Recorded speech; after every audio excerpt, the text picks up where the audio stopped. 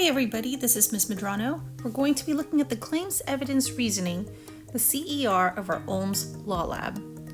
So make sure to have your CER notes out. Let's look at the first key question of how are voltage, current, and resistance related to each other. Because there are three variables, we're only going to be looking at two parts to answer this one question. So in part one, we are going to be looking at voltage and current. And so first we'd like to look at our evidence. We have to look at our evidence to see what our claim would be. For part one, we have current and voltage as our variables.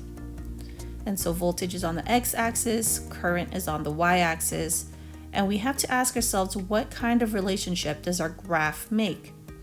And our graph should be a direct relationship. As the voltage goes up, so does the current. As voltage increases, current increases, and this is called a direct relationship.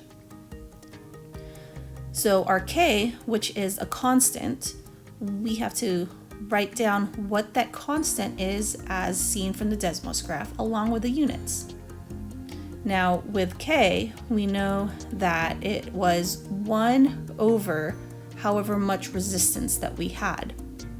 So when we rewrite the equation, we start with I is equal to K, which is our slope, times V.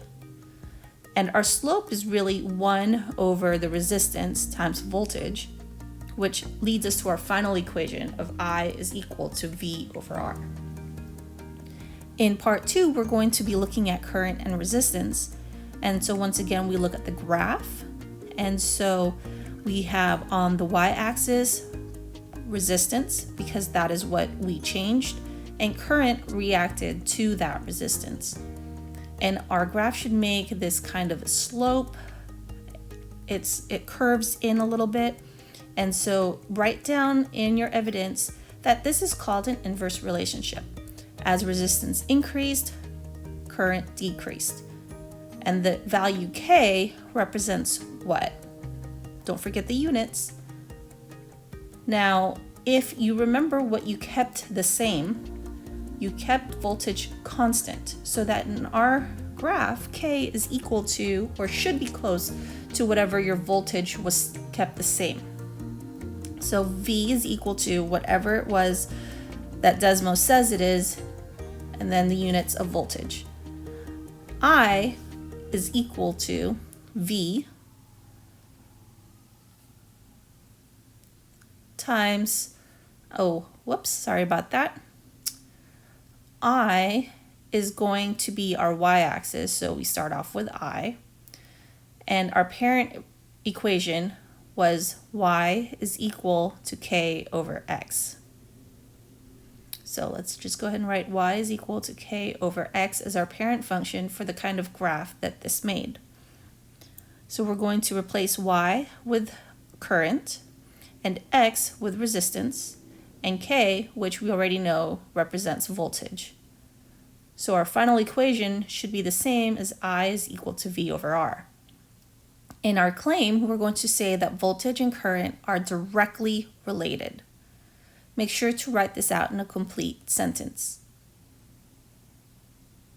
In part two, current and resistance are inversely related, and the same thing, make sure to write it out in a complete sentence.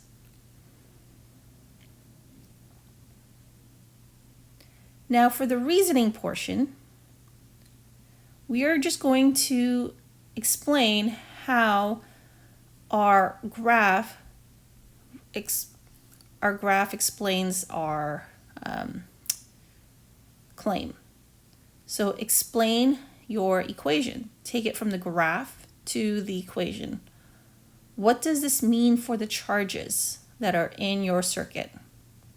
Use data, use numbers. Refer to your evidence when you go back into your reasoning. Now for part two, the same thing, except we're talking about current and resistance.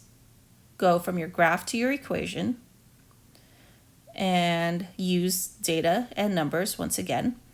So with all of this, you should be able to explain how current resistance affect the charges.